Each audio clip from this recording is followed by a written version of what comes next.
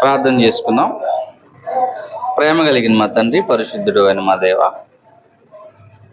ఇంతవరకు తండ్రి పాటల ద్వారా మిమ్మల్ని కనపరుచున్నామని నమ్ముచున్నా. తండ్రి, సమయమందు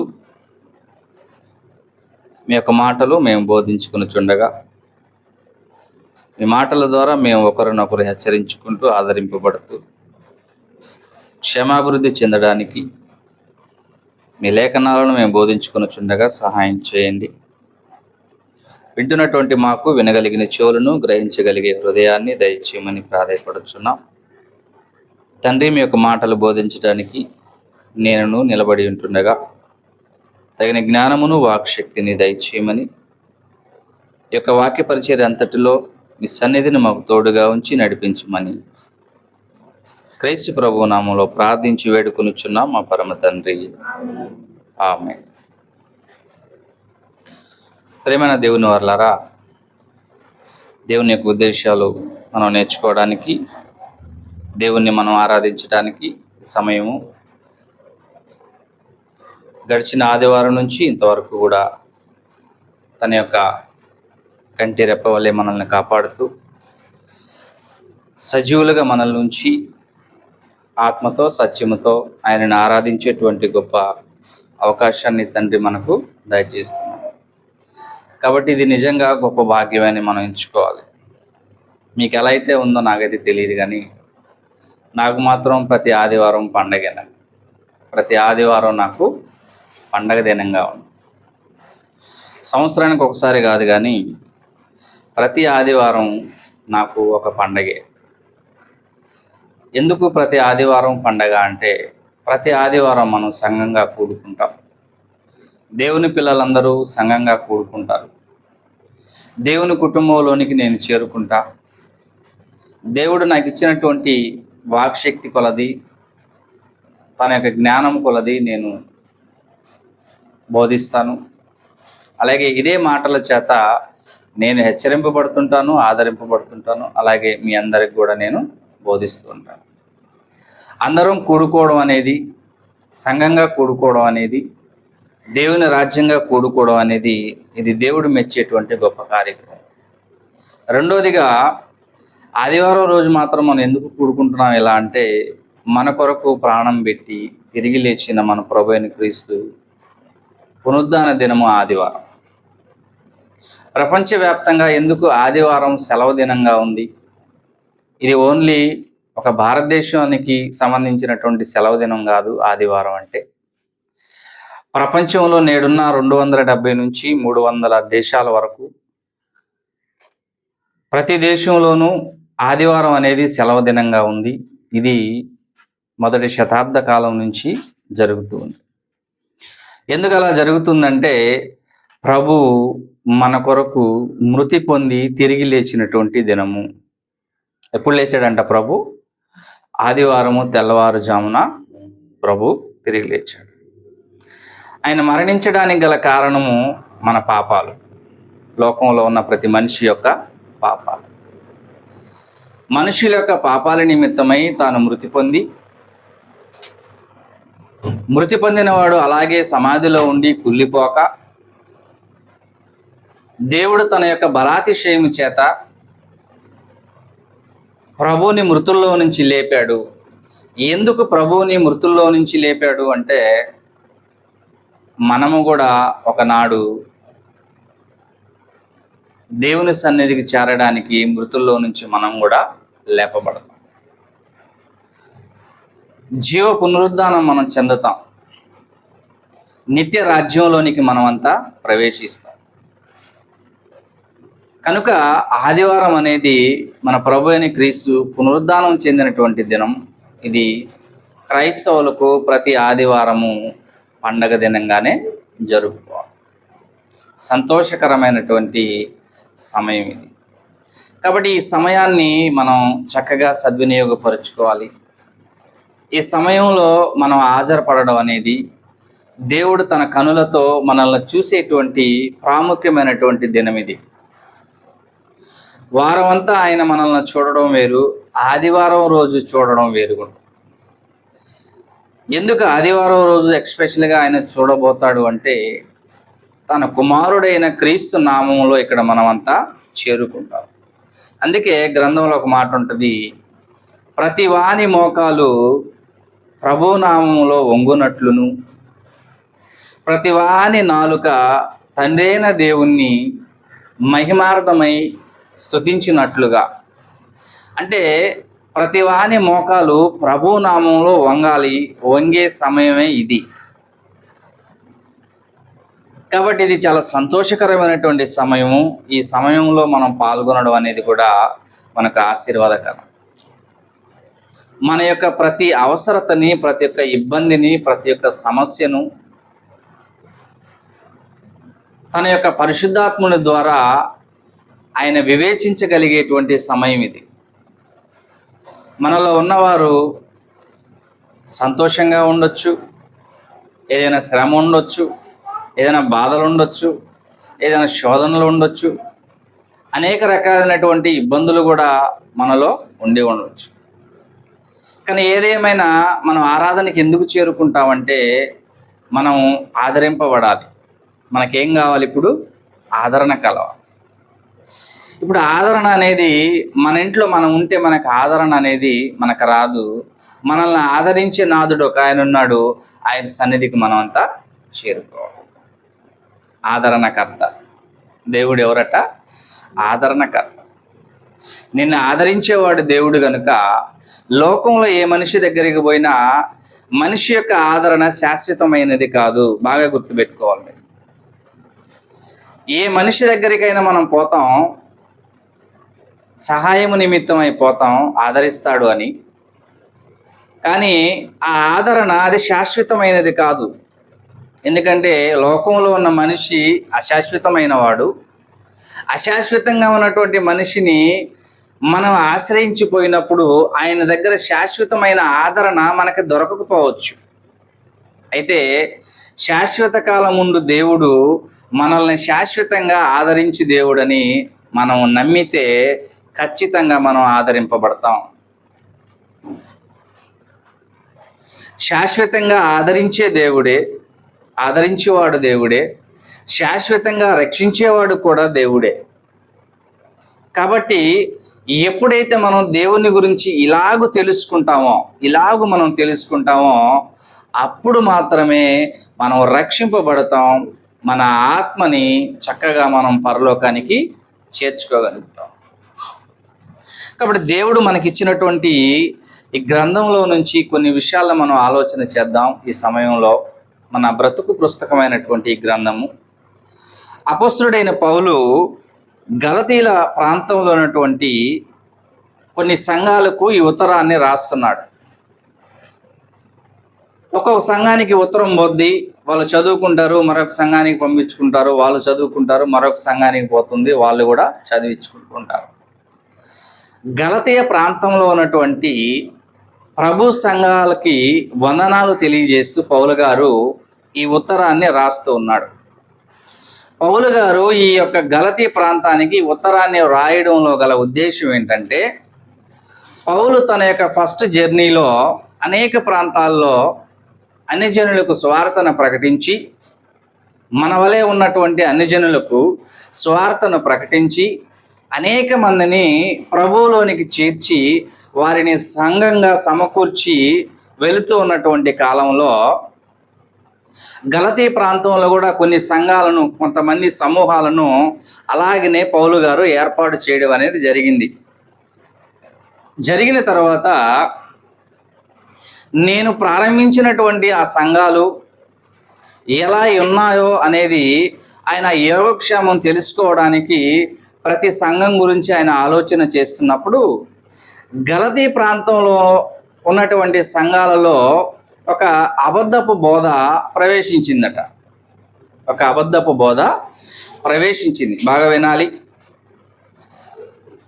ఏంటి అబద్ధ బోధ అనంటే, ఈ గలతీ ప్రాంతంలో ఉన్నటువంటి వారు మన వలె అన్ని జనులు, ఇశ్రాయేలీల వలె సున్నతి చేసుకున్నటువంటి వారు కాదు, యూదులు కాదు, మనలాంటి అన్ని జనులు, విగ్రహారాధన చేసేటువంటి వారు. అలాంటి అన్ని జనులు పౌలు గారు యొక్క బోధ వలన వాళ్ళు రక్షింపబడి ప్రభువులోనికి వచ్చినటువంటి వారిని యూదులైనటువంటి వారు క్రైస్తవులుగా మార్చబడ్డారు. కొంతమంది ఇశ్రాయేలు ప్రజలు క్రీస్తుని అంగీకరించి క్రైస్తవులుగా మార్చబడ్డారు కొందరు. వాళ్ళల్లో కొంతమంది ఏం చేశారంటే ఈ గలతీ ప్రాంతంలో ఉన్నటువంటి సంఘాలలో జొరపడి తప్పు బోధని వాళ్ళలో ప్రవేశపెట్టారు. ఏంటి ఆ తప్పు బోధ అంటే, మేము ఇశ్రాయేలీయులం కదా, మీ వలె మేము కూడా ప్రభువుని స్వీకరించాము, అయితే మేము ఇశ్రాయేలీయులమి, మేము చిన్ననాటి నుంచి సున్నతి చేసుకున్న వాళ్ళమి, ధర్మశాస్త్రాన్ని ఆచరిస్తూ సున్నతి చేసుకున్నటువంటి వారమి, ఇప్పుడు సున్నతి చేసుకున్న మేము ప్రభువుని స్వీకరించాం కదా, మరి మీరు కూడా ప్రభువుని స్వీకరించున్నారు, అయితే మా వలె మీరు కూడా ఏం చేసుకోవాలి, సున్నతిని చేసుకోవాలి. ఇలాంటి తప్పు బోధని ఆ గలతీ ప్రాంతంలో ఉన్నటువంటి సంఘాలలో కొంతమంది బోధించడం అనేది జరిగిందండి. ఈ విషయం పౌలు గారికి తెలిసిపోయింది. పౌలు గారికి తెలిసిపోయినప్పుడు వాళ్ళందరి యొక్క యోగక్షేమం కొరకు ఈ పత్రికని రాశాడు వాళ్ళకి. మొదటి శతాబ్దంలో గలతీయ ప్రదేశంలో ఉన్నటువంటి సంఘాలలో తప్పు బోధ జొరబడినప్పుడు వాళ్ళ యొక్క యోగక్షేమం తెలుసుకోవడానికి ప్రారంభ శతాబ్దంలో పౌలు గారు రాసినటువంటి ఆ పత్రిక నేటికి మనం కూడా ఏం చేస్తున్నామంట, చదువుకుంటున్నాం. ఎంత వండర్ఫుల్ వర్డ్ అండి ఇది. ఇప్పుడు ఉదాహరణకి మా నాన్నగారు బతుకున్నప్పుడు నాకు ఏదైనా ఒక ఉత్తరం రాసున్నాడు అనుకుందాం. ఫర్ ఎగ్జాంపుల్, మా నాన్నగారు బతుకున్నప్పుడు నాకు ఏదైనా ఒక ఉత్తరం రాసున్నాడు అనుకుందాం. ఆ ఉత్తరం నా తర్వాత మా ఓడికి పనికి వస్తుందండి. బాగా వినాలి, మీకు అర్థం అవడానికి చెప్తున్నా. మా నాన్నగారు బతుకున్నప్పుడు నాకు ఒక ఉత్తరం రాసుంటాడు, నేను ఎక్కడో ఉండుంటే నాకు ఉత్తరం రాసుండొచ్చు. మా నాన్నగారు నాకు రాసిన ఆ ఉత్తరం నాకు పుట్టిన నా కొడుకు ఉపయోగపడద్దా? ఇప్పుడు ఉత్తరాలు మనం రాసుకుంటున్నాం కదా, ఇదివరకు ఉత్తరాలు ఉన్నాయి, ఇప్పుడు ఉపయోగపడతాయా? ఎవరికి ఉపయోగపడదు. నాకు కూడా ఉపయోగపడవు ఇప్పుడు. మళ్ళా అప్పుడు రాసిన ఉత్తరం నాకు ఉపయోగపడదు, నా కొడుక్కి కూడా ఉపయోగపడదు. కానీ విచిత్రం ఏంటంటే, ప్రారంభ శతాబ్దంలో గలతీయ ప్రాంతానికి రాసినటువంటి పౌలు గారు దేవుని మాట 2000 సంవత్సరాలకి తర్వాత కూడా ఈరోజు మనకు కూడా ఏమవుతున్నాయట, ఉపయోగపడుతున్నాయి. అంటే ఎప్పుడైనా మీరు గ్రంథాన్ని చదివేటప్పుడు వాక్యం మీకు అర్థమైనప్పుడు ఎప్పుడైనా మీరు సంతోషపడున్నారా అండి? ఎవరైనా సంతోషపడిన వాళ్ళు ఉంటే చేతులు ఎత్తండి. వాక్యం చదివాను, వినుంటావు కదా, ఓకే రైట్. గ్రంథాన్ని చదివేటప్పుడు అలాగే విన్నటప్పుడు కూడా వినినటువంటి 10 మాటల్లో సూటిగా ఒక 2 మాటలు మనకు అర్థమైనప్పుడు, అర్థమైన మాటను బట్టి మన హృదయంలో ఏం కలుగుతుందట, సంతోషం కలుగుతుంది. నిజంగా గ్రంథాన్ని నేను చదివేటప్పుడు నాకు ప్రతినిత్యము సంతోషం వస్తుంటుంది. ఎందుకో తెలుసా? నేను చదివేటువంటి ప్రతి మాట అది నాకు అర్థమవుతుంది కాబట్టి ఆ మాటను బట్టి నా హృదయం ఏమవుతుందట, సంతోషపడుతుంది. అంటే మొదటి శతాబ్దంలో, అంటే 2000 సంవత్సరాలకు ముందు పౌలు గారు గలతీయ ప్రాంతానికి రాసినటువంటి ఆ పత్రిక నేడు మనం చదివిన మనకు కూడా ఆనందాన్ని ఎందుకు ఇస్తుందంటారు? మనకి కూడా ఎందుకు ఉపయోగపడుతుందంటారు? ఆలోచించండి. ఎందుకంటే ఇది సామాన్య మానవుడు రాసినటువంటి గ్రంథం కాదు. ఇది ఒక సామాన్యమైన ఒక వ్యక్తి రాసినటువంటి మాటలు కాదు ఇవి. మన చేతుల్లో ఉన్నటువంటి 66 పుస్తకాలతో ఉన్న ఈ గ్రంథము ఒక సామాన్య మానవుడు, ఒక మానవుడికి రాసినది కాదు. ఇది సాక్షాత్తు సర్వేశ్వరుడైన దేవుడు, సృష్టికర్త మనుషులకు రాసినటువంటి మాట. భూమి మీద మనుష్య జాతి ఉన్నంత వరకు ఈ మాటలు ఉపయోగపడుతూనే ఉంటాయి, చెల్లుతూనే ఉంటాయి. ఉదాహరణకి 500 నోట్లు బ్యాన్ అయిపోయినాయి, తెలుసు కదా మీకు. మోడీ గారు ప్రధానమంత్రి అయిన తర్వాత 500 నోట్లు బ్యాన్ చేశారు. తర్వాత మళ్ళా కొత్త 500 నోట్లు, 2000 నోట్లు మళ్ళా వచ్చాయి. ఆ 2000 నోట్లు కూడా ఏమైపోయినాయి, మళ్ళీ బ్యాన్ అయిపోయినాయి. ఇప్పుడు ఒకవేళ ఎక్కడైనా 2000 నోటు మన దగ్గర ఉందనుకో, ఇప్పుడు అది చెల్లుబాటు అయిద్దండి? అవదు. పాత 500 కాగితం ఉందనుకోండి, అది ఇప్పుడు మళ్ళీ చెల్లుబాటు అయిద్దా? కాదు. ఎప్పటికీ చెల్లుబాటు అయ్యేటువంటిది ఒకటే ఒకటి, అది మన చేతుల్లో ఉన్నటువంటి గ్రంథమే. మన చేతుల్లో ఉన్నటువంటి గ్రంథం ఇది. ప్రపంచంలో ఈ భూమి మీద మానవులు ఉన్నంత వరకు చెల్లుబాటు అయ్యేటువంటి ఒకే ఒక గ్రంథం మన చేతుల్లో ఉన్నటువంటి గ్రంథమే. అందుకే దీనికి ఒక పేరు ఉందండి, జీవ గ్రంథము. ఏంటంట? జీవ గ్రంథము. జీవము అంటే ఇంకా దానికి మించిన ఆప్షన్ లేదండి. జీవ గ్రంథానికి మించింది ఇంక మరొక పదం లేదిక. అందుకే దానికి ఏమన్నాడంటే జీవ గ్రంథము. నా మాటలు జీవపు ఓట అన్నాడంటే. జీవపు ఓట అంటే ఇంకా ఓటకి ఇంకా ఎండింగ్ అనేది ఉండదు. నేను బ్రతుకున్నంత వరకు, తుది శ్వాస విడిచేంత వరకు ఈ గ్రంథంలో ఉన్నటువంటి మాటలు మాట్లాడుతుంటే వస్తానే ఉంటాయండి నా కడుపులో నుంచి, తెలుసా అండి? అలాగే మీ కడుపులోంచి కూడా ఇంకా అంతమయ్యేది ఉండదు ఈ మాటలు. ఏదైనా ఒక చిన్న వ్యవహారం అనుకుందాం, అది ఒక 10 నిమిషాల్లో తెగిపోద్ది. బాగా మీరు అర్థం చేసుకోవాలి.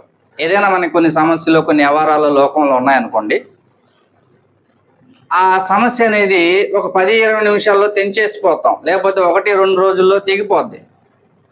కానీ ఇందులో ఉన్నటువంటి వ్యవహారం మనం మాట్లాడాలనుకుంటే నీ జీవితాంతం మాట్లాడినా కూడా ఈ వ్యవహారం ఏం కాదంట, తెగిపోదు.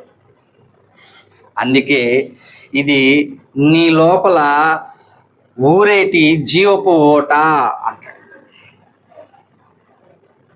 అసలు ఎంత వండర్ఫుల్ వర్డ్ అండి. అలాంటి మాటలు సన్నిధికి మనం చేరినప్పుడు ఆయన మాట మనం వింటుంటే మన హృదయాలు తెప్పరిల్ల చేయాలండి. మన హృదయాలు ఆనందించాలి, మన హృదయాలు ఆదరింపబడాలి, మన హృదయాలు నిరీక్షిస్తూ ఉండాలి. దేని కొరకు నిరీక్షిస్తూ ఉండాలి? ఇప్పుడు ఉదాహరణకి మన ఎంకమ్మ గారు ఉన్నారు. మనం వయసును బట్టి చూస్తే ఆమె దేనికోసమై నిరీక్షిస్తుందో దానికి చాలా దగ్గరగా ఉంది. ఎందుకు? ఆమె వయసును బట్టి మనం చూస్తే నిండు వృద్ధురాలు. నిరీక్షణ, ఏదైతే నిరీక్షణ కోసం ఎదురు చూస్తుందో ఆ నిరీక్షణకు ఆమె చాలా దగ్గరగా ఉంది. సో అలానే ఆమె ఒక్కటే కాదు, ఇక్కడ ఉన్నటువంటి మనం అందరం కూడా ఆ నిరీక్షణ కలిగే మనం ఇక్కడ కూర్చొని ఉన్నాం. నా ప్రభు నా కొరకు మరలా రాబోతున్నాడు. నా ప్రభు నా నిమిత్తము మృతి పొంది తిరిగి లేచి పరలోకానికి వెళ్ళి ఉన్నాడు. అది నిరీక్షణ. అందుకే గ్రంథంలో మరొక మాట ఉంటుంది, అన్యజనుల వలె నిరీక్షణ లేని అన్యజనుల వలె. అన్యజనులకి నిరీక్షణ లేదండి. ఎందుకు నిరీక్షణ లేదంటే ఎవరైతే ప్రభువుని స్వీకరించారో వారికి నిరీక్షణ గురించి తెలియదు. ఎవరైతే ప్రభువు గురించి ఎదురు చూస్తారో వారి దగ్గరికి ప్రభు వస్తాడే తప్ప ఆయన కొరకు ఎదురు చూడని వారి దగ్గరకు ఆయన వస్తాడా? రాడు కదండి. అన్ని జనులు ఉన్నారు, ప్రభువుని స్వీకరించిన వారు ఉన్నారు, ప్రభువుని ఒప్పుకొని వారు ఉన్నారు. వారు ఆయన కొరకు ఎదురు చూడరు గనుక వారి నిమిత్తం ప్రభు ఏం చేయడంట? రాడు. అందుకే ఆయన అంటాడంట, అయ్యా అన్నారనుకో ఎవడైనా వచ్చి నమ్మనాడు, అరే నువ్వెవడరా పోరా అంట, నువ్వెవడరా పోరా అంట. ఒక స్త్రీ వచ్చి పాపం, అయ్యా నా బిడ్డ అనారోగ్యంతో ఉందయ్యా, ఒకసారి స్వస్థత చేయనన్నప్పుడు ప్రభు ఏమంటాడు తెలుసా? దేవుని కుమారులు తినేది కుక్క పిల్లలకి ఇయ్యను అంటాడు.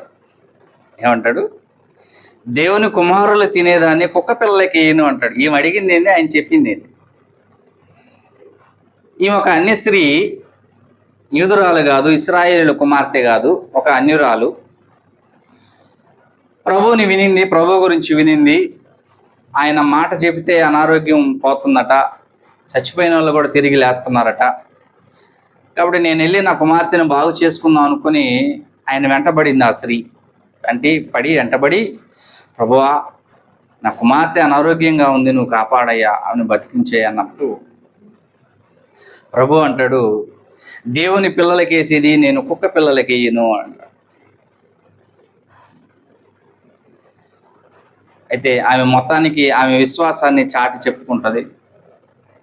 సరే, కుక్క పిల్లలకి వేయరు మంచిదే, కానీ యజమానులు తింటుంటే కింద పడుతుంది కదా, ఆ కింద పడింది ఎవరు తినబోతారో? కుక్కలే కదా తినబోద్ది. పోనీ ఆ పర్సంటేజ్ అయినా, ఆ శాతం అయినా నా బిడ్డ మీద ఉపయోగించి నా బిడ్డను బాగు చేయి. అసలు ఎంత దీనంగా ఆ తల్లి ఆ ప్రభువుని వేడుకుందో చూడు. నిజంగా ఆమెను అనాలని ప్రభు అనలేదు, కానీ ఆమెలో ఉన్న విశ్వాసాన్ని అక్కడ ఉన్నటువంటి ప్రజలందరూ తెలుసుకోవాలని ఆమె మిగిలిన వాళ్ళందరి కొరకు ప్రభు ఆ మాట అనడం అనేది జరిగింది. నేరుగా మీరు కుక్కలు అనలేదు, కానీ కుక్క పిల్లలకు వేయకూడదు అని మాట అన్నాడు. అయితే ఆమెలో ఉన్నటువంటి విశ్వాసము అక్కడ కనబడుతుంది బయట. అయితే ఆమె విశ్వాసం లేనిది అనుకోండి, ఆమె ఏం చేయబోద్ది? నేనెవడే బలెవడు, నేనేదో బాగుపరుచుకుందామని వస్తే కుక్క నక్క అంటున్నాడు, ఏంది మేమేం ప్రభు అని చెప్పి వెళ్ళిపోతాం. మనంగానైతే అదే కదండి అనేది, మనమైతే అదే అనబోతాం. కానీ ఆ స్త్రీ విశ్వాసం కలిగింది కాబట్టి, నేను వచ్చినవాడు నమ్మకమైన వాడు, నేను దగ్గరికి వచ్చినవాడు ఖచ్చితంగా ఆయన న్యాయం చేయగలిగిన వాడు, ఆయన తలుచుకుంటే తప్పకుండా నా బిడ్డకి ఆరోగ్యం వస్తుంది అని సంపూర్ణంగా విశ్వసించినది కాబట్టి, ఎలాగైనాను సరే ఆయన చేత నేనేం చేయాలి, నా బిడ్డని బాగుపరుచుకోవాలి, నాకు న్యాయం చేకూర్చుకోవాలి అనే విశ్వాసంతో వచ్చింది. కాబట్టి మరి ఆయన అలా పరీక్షించినా కూడా పాపం ఆ తల్లి ఏం చేసిందంటే వేడుకుంది, గోజారింది. ఎట్టకేలకు ఆమె ఏం చేసిందంట, ఖచ్చితంగా ఆమె యొక్క బిడ్డని అనారోగ్యం నుంచి ఆమె బయట తీసుకుంది. కనుక దేవుని పిల్లలారా, దేవుని యొక్క ఉద్దేశాలు అంత అమూల్యంగా మనకు కనబడుతున్నాయి. దేవుని యొక్క మాటలు మనం వింటున్నప్పుడు ఆ రీతిగా మనం ఆనందపడడానికి మనం ప్రయత్నం చేయాలి. పౌలు గారు మొదటి శతాబ్దంలో రాయబడినటువంటి మాటలు నేటికి మనకు ఉపయోగపడుతున్నాయి అంటే ఇది జీవం కలిగినటువంటి మాటలు కనుక, దేవుని యొక్క మాటలు కనుక ఈ మాటలు మనకి ఉపయోగపడతాయి. ఎప్పటికీ కూడా ఈ మాటలు ఉపయోగపడతాయి. కనుక పౌలు గారు ఈ యొక్క పత్రికని గలతీ ప్రాంతానికి ఎందుకు రాశాడంటే, అక్కడ ఉన్నటువంటి ప్రజల్లో తప్పుబోధ ప్రజల్లోనికి కొందరు బోధించడాన్ని బట్టి వారి యొక్క యోగక్షేమం కొరకు ఈ యొక్క పత్రికని ఆయన వ్రాయడం అనేది జరిగింది. అందులో మనం ఒక 5 వచనాల్లో ఉన్నటువంటి సారాంశాన్ని మాత్రమే మనం ఈ దినాన మనం నేర్చుకోబోతున్నాం. చదువుదాం. గలతీ రాసిన పత్రిక 1వ అధ్యాయము 1వ వచనం నుంచి మనం చదువుదాం. మనుషుల మూలముగానైనను ఏ మనుషుని వలనైనను కాక యేసుక్రీస్తు వలనను ఆయనను మృతుల్లో నుండి లేపిన తండ్రి అయిన దేవుని వలనను అపొస్తలుడిగా నియమింపబడిన పౌలను నేనును చాలని. ఇక్కడ ఒక సందర్భాన్ని పౌలు గారు సంఘానికి ముందు తెలియజేస్తున్నాడు. ఈయన అపొస్తలుడిగా నియమింపబడ్డాడట. అపొస్తలుడు అంటే అర్థం ఏంటంటే పంపబడినటువంటి వారు అని అర్థం. అపొస్తలుడు అంటే పంపబడినవాడు అని అర్థం అండి. ఇప్పుడు 12 మంది అపొస్తలుడు, ప్రభు యొక్క శిష్యులు అపొస్తలులు 12 మంది ఉన్నారు. 12 మందిలో ఇస్కరియోతు యూదా తప్పిపోయిన తర్వాత మత్తయి అనేటువంటి పేరు మీద చీటీ వచ్చింది. మత్తయి 12వ వాడిగా ఎంచబడ్డాడు. 12 మంది అపొస్తలులుగా అక్కడ నియమించడం అనేది జరిగింది. అయితే ప్రభువు వారు మరణించి తిరిగి లేచి వెళ్ళిపోయిన తర్వాత కొన్ని సంవత్సరాల తర్వాత ప్రభువు పౌలు గారికి ప్రత్యక్షమయ్యారు. పౌలు గారికి ప్రభువు ప్రత్యక్షమయ్యాడు. ఎందుకు పౌలు గారికి ప్రభు ప్రత్యక్షం అవ్వాల్సి వచ్చింది? ఎందుకు ప్రత్యక్షం అవ్వాల్సి వచ్చిందంటే, పౌలు గారు దానికి ముందు సౌలుగా ఉన్నప్పుడు సంఘాన్ని అతి క్రూరంగా హింసిస్తున్నాడు, క్రైస్తవులందరినీ చంపేస్తున్నాడు. క్రీస్తు నామాన్ని తలిసినటువంటి ప్రతి ఒక్కరిని కూడా ఆయన ఏం చేస్తున్నాడు? హింసిస్తున్నాడు, అవమానపరుస్తున్నాడు, చంపేస్తున్నాడు, చెరసాల్లో వేసేస్తున్నాడు. ఆ టైంలో ఏం జరిగిందంటే, దమస్కులో కూడా క్రైస్తవులు ఉన్నారంట. వాళ్ళందరినీ కూడా నేను యెరూషలేముకు లాక్కొని వచ్చి వాళ్ళందరినీ యెరూషలేములో పట్టి చంపేద్దాము అని చెప్పి ఆయన ఒక అధికారాన్ని పొంది మరి ఏం చేస్తున్నాడంటే దమస్కు ప్రాంతానికి వెళ్తున్నాడు. దమస్కు పట్టణానికి వెళ్ళేటువంటి ఆ పొలిమేరల్లో ఇక ప్రభు ప్రత్యక్షమయ్యాడు. ప్రభు ప్రత్యక్షమయ్యి పౌలు గారితో ప్రభు మాట్లాడడం అనేది జరిగిందండి. పౌలు గారికి ప్రభు ప్రత్యక్షమై మాట్లాడినప్పుడు ఏం జరిగిందంటే, పౌలు ప్రభుకి పట్టబడ్డాడు. ఎప్పుడైతే ప్రభు మాట్లాడాడో పౌలుతో, సౌలుగా ఉన్నప్పుడు మాట్లాడాడో దమస్కు గేటు దగ్గర, పౌలు ఇప్పుడు ప్రభుకి ఏమయ్యాడట? పట్టబడ్డాడట. దేవుని మాట మనిషిని ఏం చేస్తుందట? పట్టుకుంటుందట. దేవుని మాట మనిషిని ఏం చేస్తుందట? పట్టుకుంటుంది, బంధిస్తుంది, రక్షిస్తుంది, కాపాడుతుంది, నిత్య జీవాన్ని అనుగ్రహిస్తుంది. దేవుని మాట మనిషిని పట్టుకుంటుందట. ఎప్పుడైతే ప్రభు ప్రత్యక్షమయ్యి సౌలా సౌలా అని పిలిచినప్పుడు, నీవేలాయా నన్ను హింసిస్తున్నావు అన్న మాట ప్రభు అన్నప్పుడు, మరి ఈ సౌలు నేలను పడిపోయి ఏమంటున్నాడంటే, ప్రభువా నువ్వెవరయ్యా? నేననయ్యా నువ్వు హింసిస్తున్న యేసుని అన్నాడు.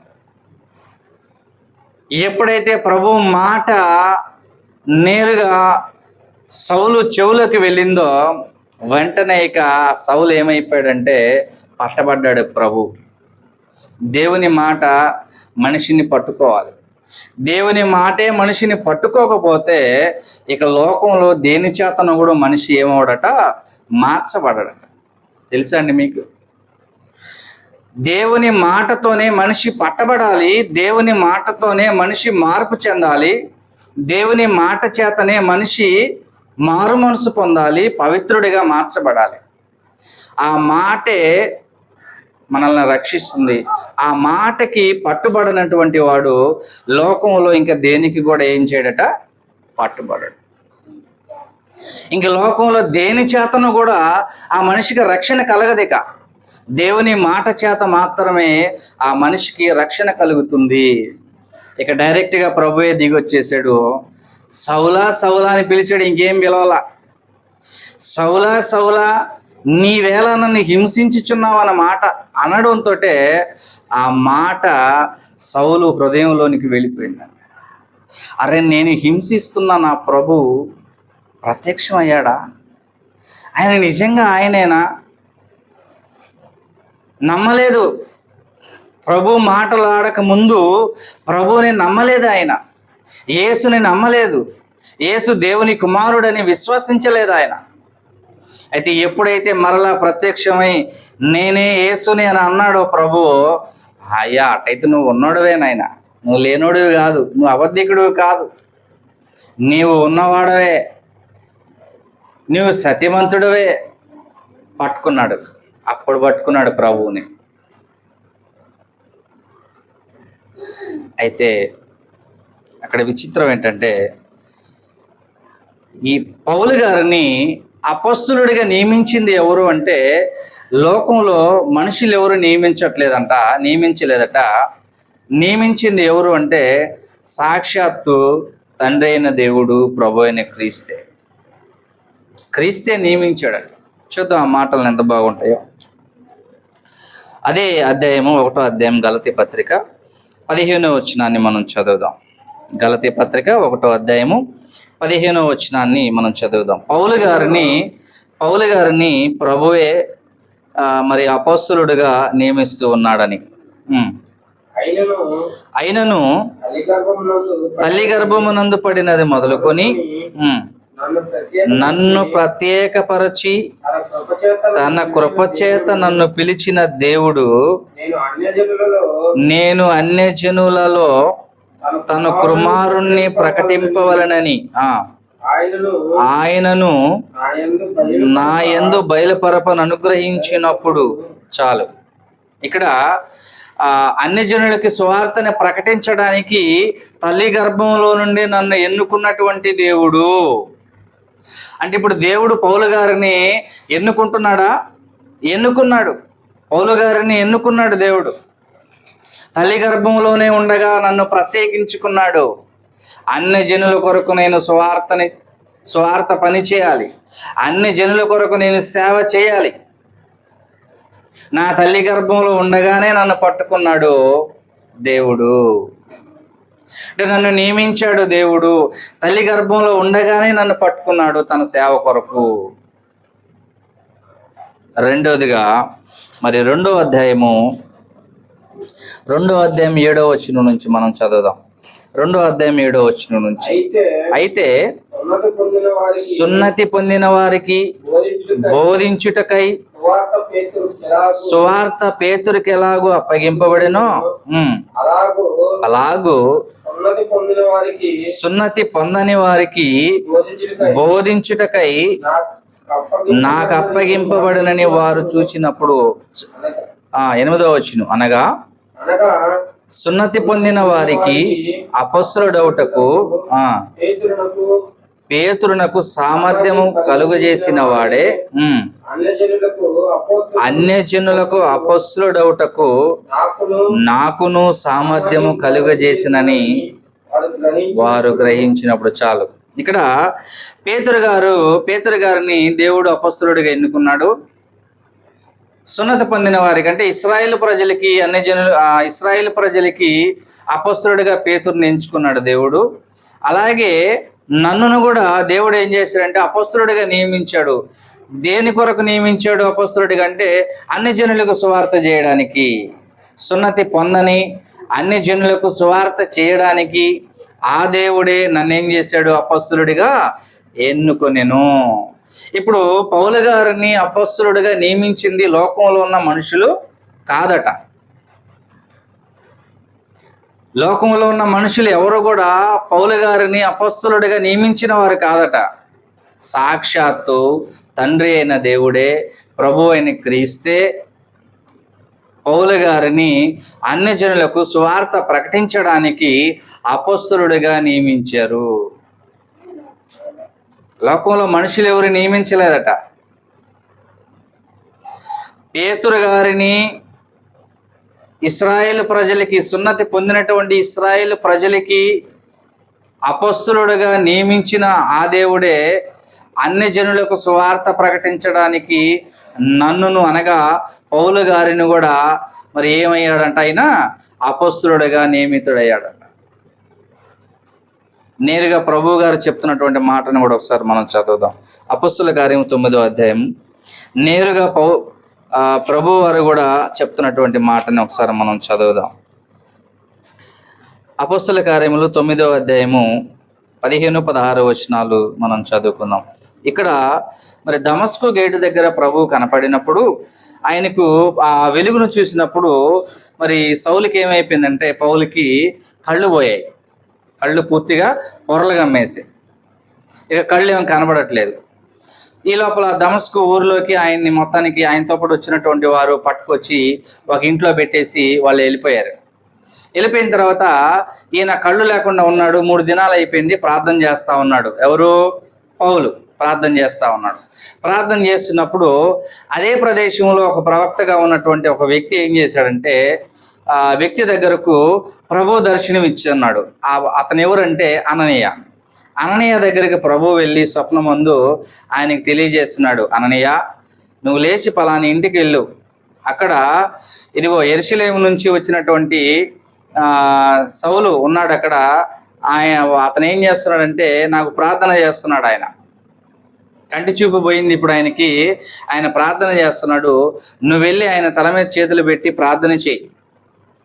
ఆయనకి ప్రార్థన చేయి. ప్రార్థన చేసినప్పుడు ఆయన దృష్టి పొందుతాడు. ఆయన ఏం చేయాలో ఆ కార్యాలను ఆయనకు చెప్పని అననీయ అనేటువంటి ఒక వ్యక్తికి ప్రభు చెప్తున్నాడు. చెప్తున్నప్పుడు అననీయ ఏమంటాడంటే, అయ్యా నువ్వు బలాయన దగ్గరికి పోమంటున్నావు నన్ను, అతను సామాన్యుడు కాదు, అతడు యెరూషలేములో మీ నామంలో ప్రార్థన చేస్తున్న వాళ్ళందరినీ హింసించాడు, చాలామందిని చంపేశాడయ్యా. ఇప్పుడు ప్రధాన యాజకుల దగ్గర అధికారం ఉంది, దమస్కులో ఉన్నటువంటి నీ నామంలో ప్రార్థన చేసే వాళ్ళందరిని కూడా ఈడ్చుకుపోవడానికి వచ్చాడు, ఆయన దగ్గరికి నన్ను పోమంటావా అని అంటాడు అననీయ. అప్పుడు ప్రభు అంటాడు, అది నిన్నటి సంగతి, ఇప్పుడు పౌలు నేను పట్టుకొని బాగా బంధించేసి మూల కూర్చోబెట్టున్నాను, వెళ్ళి చూడు ఒకసారి. ఏమంటే ప్రభు ఎలా చెప్తున్నాడు చూడు, నిజంగా అది ఒకప్పుడు సంగతి, ఇప్పుడు నేను పట్టుకున్నాను, నాకు పట్టబడ్డాడు ఆయన, అప్పుడులాగా లేడు, ఒకసారి వెళ్ళి చూడు ఆయన పరిస్థితి. చూపుబోయి ఉన్నాడు కూర్చొని. అంటే ప్రభు ప్రత్యక్షమైతే మరి సౌలు ఎలా అయిపోయాడు చూడు, పట్టబడ్డాడు, కంటి చూపు పోయింది. నూతనమైన దృష్టి రావాలి ఇప్పుడు ఆయనకి. ఏమి రావాలా? పాత దృష్టి పోయింది, ఇప్పుడు నూతనమైన దృష్టి ఆయనకు కలగబోతుంది. నూతనమైన దృష్టి కలగబోతుంది, నూతనమైన మనస్సు కలిగింది, నూతనమైన జీవితాన్ని ఇక పౌలు గారు ఏం చేయబోతారు? నడవబోతారు. పూర్వం దూషకుడు, హింసకుడు, హానికరుడు. అయితే ప్రభు మాటని స్వీకరించిన తర్వాత పూర్తిగా అతను ఏమైపోయాడు? ఆపోజిట్గా మార్చుకున్నాడు. అనేక మందిని క్రీస్తు కొరకు చంపినటువంటి పౌలు తర్వాత క్రీస్తు కొరకు తాను చావడానికి కూడా ఏమైపోయాడు? సిద్ధపడ్డాడు. మార్పు అంటే అదండి. మార్పు అంటే అది. నేను మారు మనసు పొందాను అంటే దాని అర్థం ఏంటంటే, పాతది గతించిపోవాలి, నూతనమైన మనస్సు నీలో పుట్టాలి. పాతదే నీలో ఉంటే నువ్వు మారు మనసు పొందానంటే. మారు మనసు పొందడం అంటే అర్థం ఏంటంటే, నీలో ఉన్న పాత స్వభావం, ప్రాచీన స్వభావం, పాత ఆలోచనలు ఏమైపోవాలట? తుడిచిపెట్టబడాలట. మనసు మారిన తర్వాత నూతన మనసు నీలోకి వచ్చినప్పుడు నూతన స్వభావమే నీలో ఉండాలి. పౌలు గారిలో మనం చూడగలమండి, అక్షరాల పౌలు గారిలో మనం గ్రంథంలో మనం చూడగలం. పూర్వం హింసకుడు, హానికరుడు, దూషకుడు, అనేక మందిని హింసించి చంపినటువంటి పౌలు ప్రభువుని స్వీకరించిన తర్వాత, ప్రభువుకి పట్టబడిన తర్వాత తన యొక్క జీవితం పూర్తిగా మార్చబడింది. సంఘాన్ని హింసించిన వాడు తర్వాత అదే సంఘం కొరకు తన ప్రాణాన్ని పణంగా పెడుతున్నాడు. అది తన యొక్క జీవితం. మారు మనసు పొందాడు అనడానికి నిదర్శనం అదే గ్రంథంలో మనం పౌలు గారిని చూడగలం. అననీయకి ప్రభు చెప్తున్నాడు, అది నిన్నటి సంగతి అయ్యా, ఈరోజు అంతా అయిపోయింది ఆయన పని, ఒకసారి నువ్వు వెళ్ళి చూడు. అయితే ప్రభువే పౌలుని ఏం చేస్తున్నాడంట? తన పని కొరకు నియమిస్తున్నాడు. ప్రభువే పౌలుని తన పని కొరకు నియమిస్తున్నాడు. చూద్దాం 15-16 వచనాలు, 9వ అధ్యాయం అపొస్తలుల కార్యములు. అందుకు ప్రభు పైన ఒక్క నిమిషం, పైన అననీయ అంటున్నాడు 13వ వచనంలో. అందుకు అననీయ, ప్రభువా, ఈ మనుష్యుడు యెరూషలేములో నీ పరిశుద్ధులకు ఎంతో కీడు చేసి ఉన్నాడని అతను గూర్చి అనేకుల వలన వింటిని. ఇక్కడను నీ నామమును బట్టి ప్రార్థన చేయు వారందరినీ బంధించుటకు అతడు ప్రధాన యాజకుల వలన అధికారము పొంది ఉన్నాడని. అప్పుడు ప్రభు అంటున్నాడు, అందుకు ప్రభు, నీవు వెళ్ళుము, అన్యజనుల ఎదుటను, రాజుల ఎదుటను, ఇశ్రాయేలీయుల ఎదుటను నా నామము భరించుటకు ఇతడు నేను ఏర్పరచుకున్న సాధనము. నా నామాన్ని భరించాలి ఇతను. ఒకప్పుడు నా నామాన్ని దూషించాడు కదా, ఒకప్పుడు నా నామాన్ని అవమానపరిచాడు కదా, అయితే ఇప్పుడు నా నామాన్ని మోస్తాడు. ఏం చేస్తాడట? నా నామాన్ని మోసుకుంటూ తిరగతాడు. నా నామాన్ని అవమానపరిచినటువంటి పౌలు ఇక నుండి నా నామాన్ని భరిస్తాడు, నా నామాన్ని మోసుకుంటూ తిరగతాడు. అసలు ఎంత వండర్ఫుల్ అండి. పౌలు గారిని ప్రభువే నియమిస్తున్నాడు ఇక్కడ. అన్యజనుల ఎదుటను, ఇశ్రాయేలీల ప్రజల ఎదుటను, రాజుల ఎదుటను నా నామాన్ని భరించడానికి నేను ఇతన్ని ఎంచుకున్నటువంటి ఒక సాధనము, ఒక యంత్రం, ఇతడు ఇక మనిషిలాగా పనిచేయడు, ఒక యంత్రం అలా పనిచేస్తాడు. యంత్రం ఉందండి, ఆ యంత్రం కరెంట్ ఉండాలి కానీ ఉదయం నుంచి సాయంత్రం నాకు ఏం చేస్తుంటుంది అంటే అది పని చేస్తూనే ఉంటుంది. అది మనిషి అయితే ఒక గంట పని చేసి ఒక గంట కూర్చోవాలి. అదే యంత్రం అయితే చేస్తూనే ఉంటుంది. ఈ యంత్రం వలె, సాధనం వలె ఏం చేయాలంటే ఇతను అలు పెరగనటువంటి వ్యక్తిగా ఇతడు ఏం చేయబోతాడు, పని చేస్తాడు. మహాశ్రమలను ఈయన చూపిస్తానంటున్నాడు. కింద 16వ వచనం కూడా చూద్దాం. ఇతడు నా నామము కొరకు ఎన్ని శ్రమలను అనుభవింపవలెనో నేను ఇతనికి చూపుదనని అననీయతో చెప్తాడు. అననీయ, అయిపోయింది ఆయన పని, నువ్వు భయపడకుండా వెళ్ళు. ప్రజలందరి దగ్గర ఇతను ఎన్ని శ్రమలు అనుభవించాలో నేను చూపిస్తాను ఇతనికి. మరి అనుభవించాడండి పౌలు గారు. పౌలు గారు నిజంగా అనుభవించినటువంటి శ్రమలు గ్రంథంలో బహుశా ఎవరు కూడా అనుభవించలేరు. దేవుని కొరకు పౌలు గారు పడినటువంటి కష్టాలు ఆదికాండం నుంచి ప్రకటన గ్రంథం వరకు చూసుకున్నా కూడా పౌలు గారు అనుభవించినటువంటి ఆ మహాశ్రమ నిజంగా ఏ భక్తుడు కూడా నిలకడగా అన్ని రోజులు అనుభవించినోడు కాదు. మహా అంటే కొంతమంది భక్తులకి ఒకరోజు 2 రోజులు, ఒకసారి 2 సార్లు శ్రమ వచ్చున్నారు, ఆ తర్వాత వాళ్ళు చనిపోయి ఉన్నారు, వెళ్ళిపోయి ఉన్నటువంటి వారిని చూస్తాం. కానీ ఈయన సుమారు ఒక 20 సంవత్సరాలు బతికాడో, 30 ఏళ్ళు బతికాడో, అంటే ప్రభువుని స్వీకరించిన తర్వాత కళ్ళు కనపడక వృద్ధుడయ్యేంత వరకు బ్రతికాడని గ్రంథంలో ఉంటుంది. అంటే సుమారు ఒక 30 సంవత్సరాలు అనుకుందాం. ఒక 30 సంవత్సరాల పాటు ఆలు పెరగకుండా ప్రభు కొరకు కష్టపడ్డాడు. సుఖమే లేకుండా కష్టమే అనుభవించాడు. 30 సంవత్సరాలు అనుకుందాం మనం. 30 సంవత్సరాలు ఆయన కష్టమేనండి. 30 సంవత్సరాలు ఆయన కష్టమే అనుభవిస్తున్నాడు. ఆయన కష్టపడినటువంటి, శ్రమ పడినటువంటి ఆ చిట్ట మనం చదవాలంటేనే మనకు అలుపు వస్తుంది. కొరింథీయులకు రాసిన 2వ పత్రికలో పౌలు గారు పడిన కష్టాలు చిట్టా ఉంటుంది అక్కడ. అది చదవాలంటేనే మనకు అలుపు వస్తుంది. వాటిని అనుభవించిన మహానుభావుడు మరి ఎంత కష్టం అనుభవించాడు. ఒక ప్రదేశంలోకి వెళ్ళి ఆయన స్వార్థ చేస్తుంటే ఆ పత్రికలో రాస్తాడు, నా మొహంలో ఉన్నటువంటి పరిస్థితి మీకు శోధనగా ఉంటుందనుకున్నాను, కానీ మీరు అలా నన్ను భావించక ప్రభువు వలె, దేవదూత వలె నన్ను చూశారు అని ఆనందపడతాడండి. సగం ఊరు వచ్చి రాళ్లతో కొడితే మొహం, ఒళ్ళు ఎలా అయిపోద్దండి ఒకసారి ఆలోచించండి.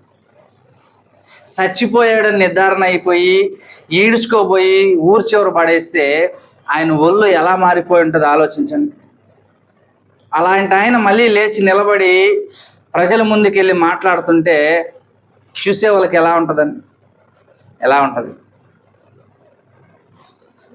మనకి ఏదైనా మొహాన చిన్న గుల్లో, మొటిమో లేకపోతే ఏదో ఒకటి వస్తేనే దాన్ని రోజుకి 20 సార్లు దవడతారా లేదండి? నిజం చెప్పండి. పౌలు గారు మొహం అంతా పగిలిపోయింది, కొట్టేసి ఈడ్చుకోబోయి ఉన్నారు. ఒళ్ళు ఎలా అయిపోయి ఉంటుంది? అలాంటి ఆయన మళ్ళా లేచి నిలబడి స్వార్థ చెప్తుంటే ఆయన ఆకారం చూస్తుంటే వాళ్ళకి ఎలా ఉండాలండి? రక్తం కారిపోతున్నారు. దెబ్బలు తగిలి మళ్ళీ మానిపోతే ఆ గాయాలన్నీ నల్లగా అయిపోయి ఉండాలి, కమిలిపోయి ఉండాలి ఒళ్ళంతా. ఆ రూపం అంతా ఆయన ఎలా అయిపోయి ఉంటాడంటే అంత భయంకరంగా కనిపిస్తుంటాడు నిజంగా పౌలు గారు. అయితే వాళ్ళందరంట ఆయన్ను అలా చూడట్లేదట.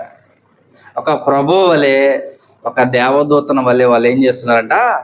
చూస్తున్నారు. దేనిని బట్టి అంటే ఆయన జీవితం, ప్రభు కొరకు ఆయన పడుతున్న కష్టం, తన జీవితాన్ని యవ్వన కాలం నుంచి ప్రభు పట్టుకున్నప్పుడు ఇక మరొక జీవితం గురించి ఆలోచించలేదండి మహానుభావుడు.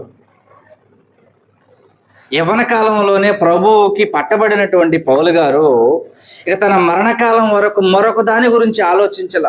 యవ్వన కాలంలో ఉన్నాడు, అతడు పెళ్లి చేసుకోవచ్చు, పిల్లల్ని కనవచ్చు, సంసార జీవితాన్ని చేస్తూ మిగిలిన అపోస్తుల వల్ల ఏం చేయొచ్చు? ఆయన స్వార్థని జరిగించవచ్చు. కానీ ఆయన తన జీవితాన్ని ప్రభు కొరకు పణంగా పెట్టాడు. వివాహం చేసుకోలేదు పౌలు గారు, పిల్లల్ని కనలేదు పౌలు గారు. వివాహ జీవితం వద్దనుకున్నాడు ఆయన. ఎందుకో తెలుసా? నా జీవితం నా ప్రభు కొరకు అంకితం చేయాలి. నా కొరకు నా ప్రభు 33.5 సంవత్సరాలు ఈ భూమి మీద తన జీవితాన్ని అంకితం చేశాడు కదండి.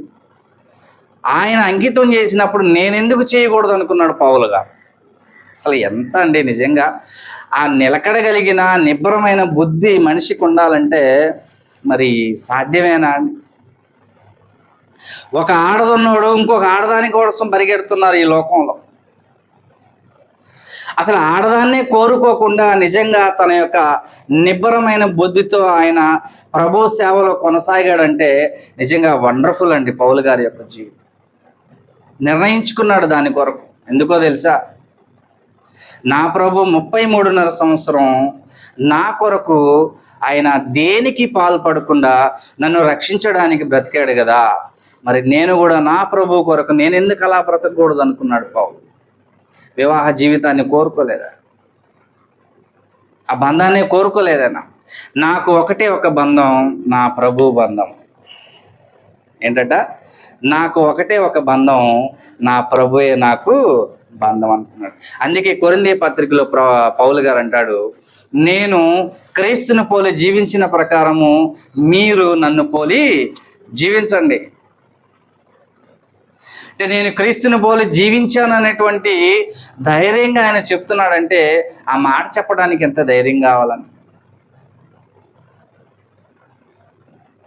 అలాంటి పౌలు గారిని అపోస్తలుడిగా నియమించింది ఎవరు అంటే మనుష్య మాతృలు కాదంట, సాక్షాత్తు తండ్రి అయిన దేవుడు ప్రభు అయిన క్రీస్తు నియమించారు అని 1-2 వచనాల్లో గలతీ పత్రిక 1వ అధ్యాయంలో మనకి తెలియజేస్తున్నాడు. మనం ఇంతవరకు చెప్పుకున్నటువంటి సమాచారము పౌలు గారు తను చెప్పుకుంటున్నాడు, నన్ను ప్రభువు తండ్రి నన్ను అపోస్తలుడిగా నియమించాడు అని ఆయన అన్నప్పుడు దానికి ఆధారంగా మనం ఇంతవరకు చూసాం. అనేక లేఖనాలని మనం చూస్తూ వచ్చేవాడు. అలాంటి అపోస్తలుడిగా నియమింపబడినటువంటి పౌలు గారు ఈ పత్రికని ఆయన రాస్తూ ఉన్నాడు. 4వ వచనాన్ని మనం చదువుదాం. 4వ వచనం 1వ అధ్యాయం గలతీ పత్రిక. మన తండ్రి అయిన దేవుని చిత్త ప్రకారము క్రీస్తు మనలను ప్రస్తుతపు దుష్టకాలములో నుండి విమోచింపవలనని మన పాపముల నిమిత్తము తన్ను తాను అప్పగించుకొనెను. చాలండి. మన తండ్రి అయిన దేవుని చిత్త ప్రకారము క్రీస్తు మనలను ప్రస్తుతపు దుష్టకాలములో నుండి విమోచింపవలనని. దుష్టకాలము బాగా వినాలి మీరు. దుష్టకాలము అనేటువంటి మాట 1వ శతాబ్దంలోనే పౌలు గారు రాశారంటే అప్పటి నుంచి ఇప్పటి వరకు ఇప్పుడున్న కాలం ఎలా ఉండబోద్దో ఒకసారి ఆలోచించండి. 1వ శతాబ్దంలోనే దుష్టకాలం అంటే మరి ఇప్పుడు ఏమనాలి దీన్ని? ఇది ఇంకా బహు దుష్టకాలం అనవచ్చు బహుశా, అంతే కదండి. ఏ టెక్నాలజీ లేని కాలంలోనే దుష్టకాలం అన్నాడంటే మహానుభావుడు, ఇప్పుడు ఉన్న అన్ని టెక్నాలజీని బట్టి ఇప్పుడు ఇది ఏ కాలం అనొచ్చు? ఇదే కాలం అనొచ్చు. ఒక 5వ తరగతి 7వ తరగతి చదివే 3 పిల్లలు 5వ తరగతి చదివే ఒక చిన్న పిల్లని చంపేశారంటే, అఘాయిత్యం చేసి, ఆ జ్ఞానం వాళ్ళకి ఎక్కడి నుంచి వచ్చిందండి? చెప్పండి ఒకసారి. అంత జ్ఞానం వాళ్ళకి ఎక్కడి నుంచి వచ్చింది? 7వ తరగతి చదివే పిల్లగాళ్ళకి ఒక 5వ తరగతి చదివే పిల్లని అఘాయిత్యం చేసి చంపాలన్న ఆ మహాజ్ఞానం ఎక్కడి నుంచి వచ్చిందో చెప్పండి. ఎక్కడి నుంచి వచ్చిందంటే, కొంతమంది అంటారు నాకు చాలా కోపం వస్తుందండి, ఫోన్ ఇవ్వకపోతేనంట గోల చేస్తారంట పిల్లలు, ఫోన్ ఇస్తేనే అన్నం తింటారంట. అప్పుడు నేను అనుకుంటాను, వాడిని నా దగ్గర 4 రోజులు పెట్టాను అంటారు. అట్టటువంటి నా దగ్గర 4 రోజులు ఉంచు, అప్పుడు చెప్తున్నాడు సంగతి. ఫోన్ ఇస్తేనే అన్నం తింటాడంట, ఫోన్ ఇస్తుంటేనే బొజ్జు ఉంటాడంట. తోలు తీసే యుద్ధం వీళ్ళని ఎక్కడ నేర్చుకున్నారండి వీళ్ళు? 7వ తరగతి చదివే పిల్లోడు ఒక ఆడదాన్ని అఘాయిత్యం చేయాలన్న జ్ఞానం వాడికి ఎక్కడి నుంచి వచ్చింది? నేడున్న ఈ ఆధునిక ప్రపంచంలో అన్నీ అందుబాటులో ఉన్నాయండి. సర్వజ్ఞానం అందుబాటులో ఉంది. ఇప్పుడు మహావృద్ధులకు ఉండే జ్ఞానం ఇప్పుడు చిన్న పిల్లలకు కూడా తెలిసిపోతుంది. ఎలా తెలిసిపోతుందంటే, మనం జ్ఞానం అని వాడుకుంటున్నామే, ప్రప్రదమైనది ఫోను. గుర్తుపెట్టుకోండి, ఫోను అనేటువంటి ఒక మహా పిచాచి ఇప్పుడు లోకంలో ఏలుతుంది. ఫోను రూపంలో ఒక పిచాచి లోకంలో ఏలుతుంది. ఫోన్ లేకపోతే నిద్రపోవడం, చెప్పే డైలాగులు చూడండి అట్లా.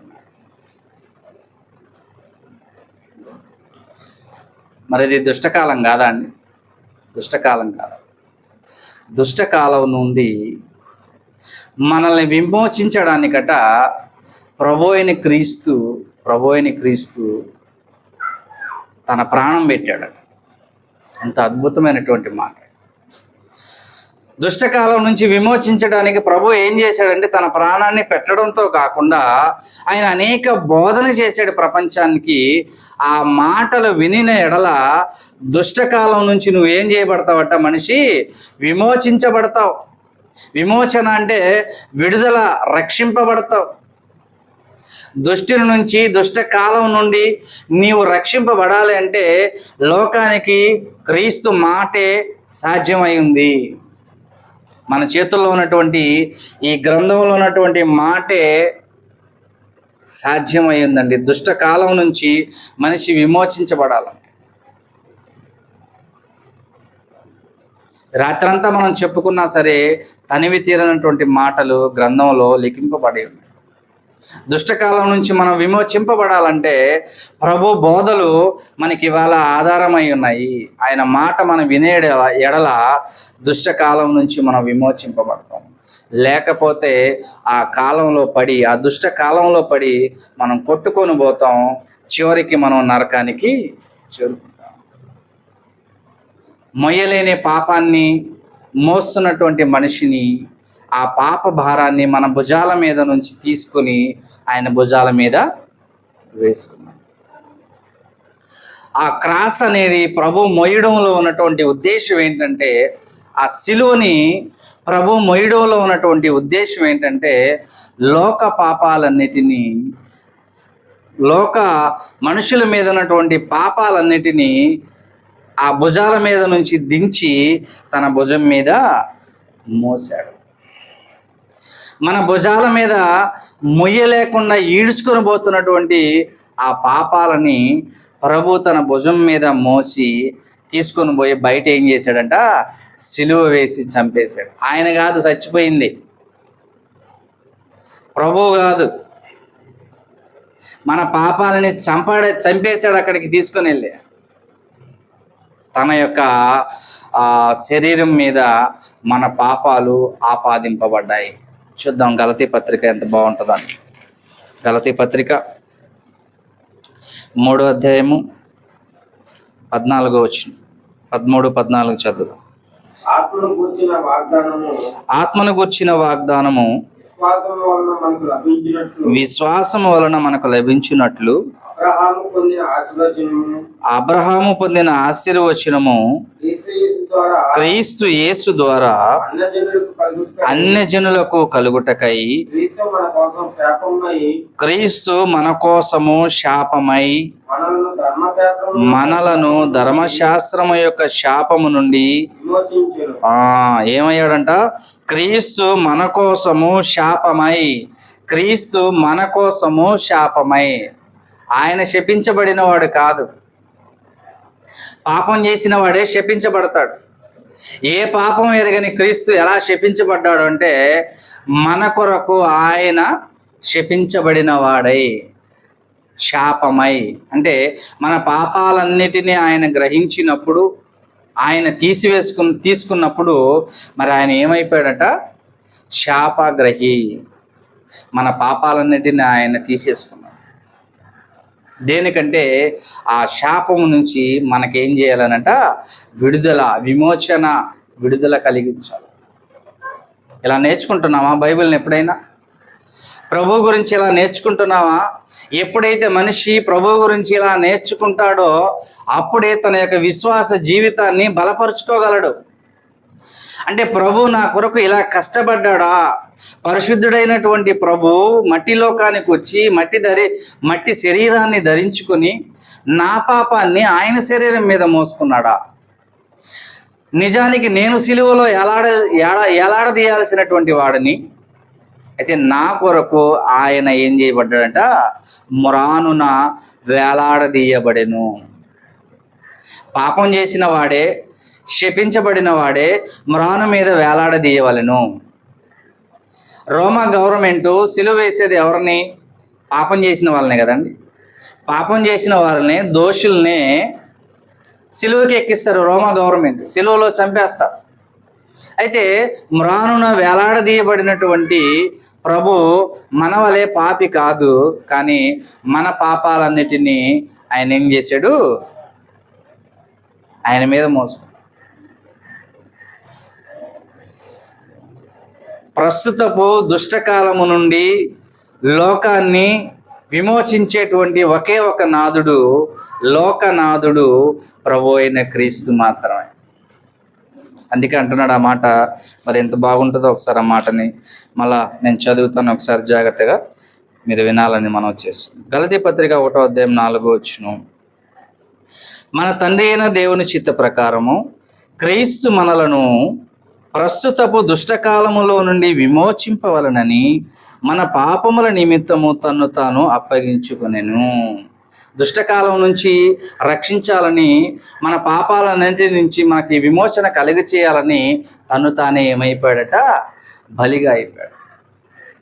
మరొక మాట కూడా చదువుదాం. ఎఫెసీ పత్రిక 5:1 1-2 ఎఫెసీ పత్రిక 5:1-2 కావున మీరు ప్రియులైన పిల్లల వలె దేవుని పోలి నడుచుకునుడి. క్రీస్తు మిమ్మును ప్రేమించి పరిమళ వాసనగా ఉండుటకు మన కొరకు తన్ను తాను దేవునికి అర్పణగాను బలిగాను అప్పగించుకొనెను. చూసారా? చాలు. మనల్ని పరిమళ వాసనగా ఉంచడానికట తన్ను తానే దేవునికి బలిగా అర్పణగా అర్పించుకో. అంటే మనం సువాసనగా లేవా? అంతకుముందు లేవు, సచ్చిన శవాల వలె ఉన్నామట. అయితే మనల్ని బ్రతికించి మళ్ళా ఏం చేయాలనుకున్నాడట? సువాసన వెదజల్లాలి. సువాసన వెదజల్లినట్లుగా, దేవునికి సువాసనగా ఉండునట్లుగా ప్రభు ఏం చేశాడంటే మన కొరకు దేవునికి బలిగాను అర్పణగాను ఆయన అప్పగించుకున్నాడు. అలాంటి ప్రేమ మీరును కలిగి ఉండండి అని గ్రంథం మనకు తెలియజేస్తుంది. కనుక దేవుని పిల్లలారా, ప్రభు మన కొరకు చేసినటువంటి త్యాగాన్ని మనం జ్ఞాపకం చేసుకోవాలి. ఆరాధనకి మనం వస్తున్నప్పుడు, గ్రంథాన్ని మనం చేతబట్టుకున్నప్పుడు, బాప్టిజాన్ని పొందినటువంటి మనము ఫార్మాలిటీగా లోకంలో ఉన్న వాళ్ళందరికీ ఎలా అయితే దేవుళ్ళు ఉన్నారో మనకు కూడా ఒక దేవుడు ఈయన అనుకుని మనం లోపలికి వచ్చి బయటికి పోవడం అనేది కాకుండా సంపూర్ణంగా ఒక పౌలు వలె తన యొక్క జీవితాన్ని ప్రభుకి అంకితం చేయగలిగారు. అనేక మంది భక్తులు యాకోబు గారిని ఒక మాట అన్నారండి, నువ్వు ప్రభు మాట తలిస్తే నీ తల తీసేస్తావంటే తీసి నా ప్రభువుకి నా మరణము నా ప్రభువు నుంచి నన్ను ఏం చేయదట, ఎడబాప నేరదు. అరే పిచ్చోళ్ళారా, మీరు తీసేసేది నా తలకాయే, కానీ నేను మాత్రం ఎక్కడికి పోతాను? నా ప్రభు దగ్గరికే పోతాను. సో వండర్ఫుల్ వర్డ్ అండి. మరణమైనను, కత్తి అయినను, అనేక రకాలైనటువంటి విధానాలని అక్కడ లేఖనాల్లో తెలియజేస్తున్నాడు. ఏది కూడా ఏం చేయదంట, ప్రభు ప్రేమ నుంచి మనల్ని ఎడబాప నేరదు. యాకోబుని చంపేశారు ప్రభు మాటని చెప్తున్నందుకు. అయితే ప్రభు ఎక్కడికి వెళ్ళిపోయాడు? నరకానికి పోయాడా? లేదు, పరదేశికి చేరుకున్నాడు, అబ్రహాము చెంతకి చేరుకున్నాడు. నెక్స్ట్ ప్రభు రాకడలో ప్రభుతో కూడా వెళ్తాడు. ఆయన అపొస్తలుడు. 12 సింహాసనాలలో ఒక సింహాసనం యాకోబుకు ఉంది. అక్కడ ఇక్కడ చిరఛేదం చేయబడ్డాడు. అయితే రేపు పరలోకంలో ఆయనకి ఏముందంట? ప్రభు వచ్చిన తర్వాత సింహాసనం. మీరు 12 మంది అపొస్తలులు నాతో పాటు 12 సింహాసనాల మీద కూర్చొని ఇశ్రాయేలు ప్రజలకు మీరు ఏం చేయబోతారట? తీర్పు తీర్చబోతారు. మీకు సింహాసనము నా వలె పరలోకంలో ఉంది. దిక్కులేని శవంలా పడిపోయి ఉంటాడు బహుశా తలకాయ తీసేసినప్పుడు. అయితే ఆ యాకోబు మాత్రం ఎక్కడికి చేరుకున్నాడట? పారదీసం. కనుక దేవుని పిల్లలారా, అలాగ మనం ప్రభు కొరకు అప్పగింపబడిన వారి వలె మన జీవితాన్ని మనం కొనసాగించాలి. ఏదో ఊరికినే మనం వచ్చామా, పోయామా, విన్నామా, విడిచిపెట్టేసామా. వినేసి ఏం చేస్తున్నాం? మనం విడిచిపెట్టేస్తాం. కొంతమంది అయితే బాగా మత్తుగా ఉంటారు. అంటే మత్తుగా ఉండడం అనేది ఎంత ప్రమాదం అంటే మీకు ఒక విషయం చెప్తాను నేను. మత్తుగా ఉండడం వల్ల ఏం జరుగుతుందంటే దేవుని యొక్క మాటలు మీ లోపలికి ఏం కావట పోవు. ఎందుకంటే మన హృదయం మత్తుగా ఉన్నప్పుడు మనం ఏ మాటలు కూడా మనం ఏం చేయలేమట? తీసుకోలేము. మన హృదయంలోనికి వెళ్ళవు. వాటిని మనం గ్రహించలేము. అవి మన హృదయంలోనికి వెళ్ళవు. అప్పుడు ఆ మాట మనకేమైందంటే నిష్ప్రయోజనంగా మార్చబడుతుంది. ప్రయోజనకరంగా ఉండదు ఆ మాట. మనకి అమూల్యమైన మాటే ఇది. అయితే నీ యొక్క మందబుద్ధి వలన, మందబుద్ధి అంటే మత్తో నిద్రో ఏదో అనుకున్నాం, ఆ మందబుద్ధి వలన ఆ ప్రయోజనకరమైనటువంటి మాటలు విత్తబడుతున్నా మీకు మాత్రం ఎలా అవుతాయంటే నిష్ప్రయోజనంగా మార్చబడతాయి. నిష్ప్రయోజనంగా మార్చబడతాయి. తద్వారా శాపానికి ఏమవుతాం మనం? శాపం రాదంటారా? వస్తుందండి, శాపం వస్తుంది. అశ్రద్ధగా కూర్చోకూడదు, అనాలోచనగా కూడా ఏం చేయకూడదంట? కూర్చోకూడదు. అశ్రద్ధగా కూడా మనం ఉండకూడదు. కాబట్టి దేవుని పిల్లలారా, దేవుడు మనకి సమయంలో తెలియజేసినటువంటి వర్తమానము గలతీ పత్రిక 1వ అధ్యాయం 1 నుంచి 5 వచనాల్లో మొదటి 1-2 వచనాల్లో ఉన్నటువంటి సారాంశము, పౌలు గారు ఈ యొక్క పత్రికని గలతీ ప్రదేశంలో ఉన్నటువంటి సంఘాలకు రాస్తూ ఉన్నప్పుడు ఆ సంఘాలకు ఎందుకు రాశారు పౌలు గారు అని అంటే, సంఘంలో అబద్ధ బోధ ప్రవేశించిందన్న విషయాన్ని ఎరిగినటువంటి పౌలు గారు ఆ సంఘం యొక్క యోగక్షేమం కొరకు, రక్షణ కొరకు ఈ పత్రికని వ్రాయడం అనేది జరిగింది. ఏంటి అబద్ధ బోధ అంటే 5వ అధ్యాయంలో మనం చూడొచ్చు. ఏంటి అబద్ధ బోధ అంటే 5వ అధ్యాయంలో, అదే గలతీ పత్రిక 5వ అధ్యాయంలో మనం చూడొచ్చు. ఏంటి అబద్ధ బోధ అంటే సున్నతి. యూదులైనటువంటి వారు క్రైస్తవులుగా మార్చబడినటువంటి వారిలో కొందరు ఏం చేశారంటే, మేము యూదులమై ఉన్నాము, సున్నతి చేసుకున్నాం, మీ వలే క్రీస్తుని అంగీకరించాం కదా, మరి మీరు కూడా క్రీస్తుని అంగీకరించినా కూడా మాలాగా మీరు కూడా సున్నతి చేసుకుంటేనే మీరు కూడా క్రైస్తవులు అనబడతారు అనేటువంటి ఒక తప్పు బోధని మరి గలతీ ప్రాంతంలో ఉన్నటువంటి ప్రజలకు వాళ్ళు తప్పు బోధన బోధించినప్పుడు పౌలు గారు ఈ యొక్క పత్రికను రాయడం అనేది జరిగింది. అయితే ఆ సమాచారం అంతా మనం ఇప్పుడు నేర్చుకోలేదు, కానీ మనం చదివినటువంటి 1, 2, 3, 4, 5 వచనాల్లో ఉన్నటువంటి సారాంశము పౌలు గారిని అపొస్తలుడిగా, అన్యజనులకు అపొస్తలుడిగా నియమించింది లోకంలో ఉన్న మనుషులు కాదు, పెద్ద మనుషులు కాదు. ఎవరు నియమించారు అంటే సాక్షాత్తు తండ్రి అయిన దేవుడు, ప్రభు అయిన క్రీస్తు మాత్రమే పౌలు గారిని అన్యజనులకు అపొస్తలుడిగా నియమించారు అనేటువంటి విషయాన్ని మనం ఈ దినాన నేర్చుకున్నాం. రెండవదిగా 4వ వచనంలో ఉన్నటువంటి సారాంశం ఏంటంటే, తండ్రి అయిన దేవుని చిత్త ప్రకారం, దేవునికి ఒక చిత్తం ఉంది. ఏంటి ఆ చిత్తం అంటే, లోకంలో, దుష్ట లోకంలో ఉన్నటువంటి తన పిల్లల్ని రక్షించడానికి తన కుమారుడైన క్రీస్తుని భూమి మీదకి పంపించాడు. ఆ క్రీస్తుని భూమి మీదకి సిద్ధపరిచి పంపించి, అయ్యా నీవు నా పిల్లలను నా దగ్గరికి చేర్చేటువంటి గొప్ప యాగము భూమి మీద చేస్తావా అన్నప్పుడు ప్రభు దాన్ని స్వీకరించి, నేను వెళతాను, నన్ను పంపించు, నేను నువ్వు చెప్పినట్టుగా దాన్ని చేస్తానని ఆయన తండ్రి అయిన చిత్త ప్రకారము యేసు ప్రభు ఈ లోకానికి వచ్చి దుష్టకాలము నుండి, పాపం నుంచి మనల్ని ఏం చేయాలనుకున్నాడంట? విమోచించడానికి తన్ను తాను బలిగాను అర్పణగాను అర్పించుకున్నాడు. అంటే దుష్టకాలం అంటే ఈ లోకం దుష్టుని యందు ఉన్నది. బాగా గుర్తుపెట్టుకోవాలి. ఈ లోకం ఎవరి యందు ఉందంట? దుష్టుని యందు ఉన్నది. దుష్టుని యందు ఉన్నది. దాని తర్వాత ఒక సమాచారం కూడా వచ్చిందండి. వీడియో 72 సంవత్సరాల ముసలోడు ఎంత 5-6 సంవత్సరాల పాపని నెల్లూరులో అంట. కావాలా ఓకే, కావలి తుఫాన్ నగర్లో అంట. మన కావలి బాలకృష్ణ నగర. ఓకే, మన కావలిలో బాలకృష్ణ నగర్లో మన పక్కనే 72 సంవత్సరాల ఒక వృద్ధుడు 5-6 సంవత్సరాల ఒక పసికందుని అఘాయిత్యం చేసి చంపేశాడు. ఇది దుష్టకాలం కాదంటారా? దుష్టుడి పరిపాలన జరగటం లేదంటారా? లోకం అంతా దుష్టుని యందు లేదంటారా? చెప్పండి. అలాంటి దుష్ట లోకంలో ఉన్నటువంటి పిల్లలను లేక మనలను తన మాటల చేత మనల్ని ఏం చేయాలనుకున్నాడు? ఆయన రక్షించాలనుకుంటున్నాడు. తన మాటల చేత రక్షించాలనుకుంటున్నాడు.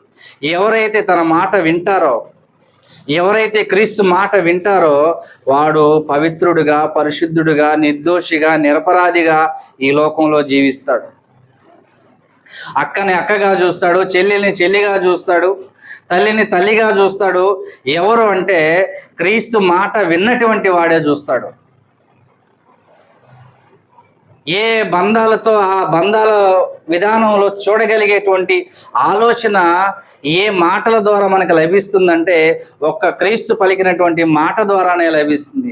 ఈరోజు తల్లిని తల్లిగా చూసే పిల్లలు లేరు, తల్లిదండ్రుల్ని తల్లిదండ్రులుగా చూసే పిల్లలు లేరు, అక్క చెల్లెలుగా చూసేటువంటి అన్నదమ్ములు లేరు. 5-6 సంవత్సరాల పసికందు 72 ఏళ్ళోడికి 5-6 సంవత్సరాల పిల్ల ఎలా కనపడి ఉండాలండి? ఎంత గారాభంగా ఉండాలి అసలు. అట బొగ్గలు పట్టుకోవాలంటేనే కూడా అంత మృదువుగా ఉండాలండి. అలాంటి మనసుతో ఉండాల్సినటువంటి వాడు మరి వాడిలో ఎవరు ఏలుతున్నారంటే దుష్టుడు పరిపాలిస్తున్నాడు వాడిని. వాడు దుష్టుని యందు ఉన్నాడు.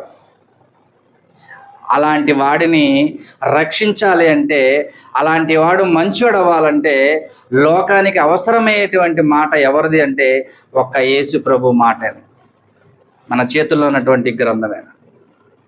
ఈ మాటలైతే ఎందరో దివారాత్రులు చదువుతారో ఆ మాటల ప్రకారంగా మనం రక్షణలో మనం కొనసాగలం, మంచిది మనం ప్రేమించగలం, నీతిగా, న్యాయంగా, పవిత్రంగా, పరిశుద్ధంగా జీవించేటువంటి మనస్సు ఈ మాటల ద్వారానే మనకు లభిస్తుంది. అందుకే తండ్రి అయిన దేవుడు తన కుమారుడైన క్రీస్తుని లోకానికి పంపించి క్రీస్తు ద్వారా లోకానికి విమోచన 3.5 సంవత్సరాలే ఆయన మాటలు బోధించాడు లోకానికి. ఫర్ ఇన్ఫర్మేషన్, చిన్న సమయమే ఆయన ఈ లోకంలో మాటలు బోధించాడు. అయితే 2000 సంవత్సరాలుగా ఈ మాటలకు అంతం లేదు. 3.5 సంవత్సరాలు మాత్రమే ప్రభు కొన్ని గ్రామాల్లో బోధించాడు ఈ మాటలు. నేటికి ఆయన బోధించి 2000 సంవత్సరాలు అయిపోయింది. అయితే ఆ మాటలు ప్రపంచం అంతా అలుముకున్నాయే తప్ప ఆ మాటలకు అంతం అనేది జరగలేదు. ఎందుకంటారు? ఇది దేవుని యొక్క మాట. ఈ మాట ద్వారా తన పిల్లలు రక్షింపబడతారు.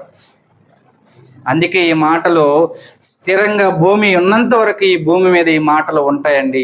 ఈ మాటలకు అంతం కలిగించేటువంటి ఏ శక్తి కూడా ఈ భూమి మీద ఉండదు. అది ఉన్నా నిలబడదు. కనుక దేవుని పిల్లలారా, దేవుడు చక్కని సందేశాన్ని మనకు అందజేస్తున్నాడు. ఈ మాటలు మనం జాగ్రత్తగా విని ఆ మాటల ప్రకారంగా మనం జీవించడానికి మనం ప్రయత్నం చేసినప్పుడు మనం రాబోయే లోకంలో మంచి పునాదిని మనం ఇక్కడే వేసుకుంటాం. రాబోయే లోకం అంటే పరలోకం. మనం చనిపోయిన తర్వాత వెళ్ళేటువంటి లోకమే రాబోయే లోకం. ఆ లోకంలో మనకి మంచి జీవితం కావాలనుకుంటున్నారా? అయితే ఇక్కడ ఈ మాటల ప్రకారంగా మనం జీవించడానికి ప్రయత్నం చేద్దాం. ఇంతవరకు ఈ మాటలు విన్నందుకు ప్రభు పేరిట మీ అందరికీ వందనాలు తెలియజేసుకుంటూ నేను ముగిస్తూ ఉన్నాను. అందరికీ వందనాలు.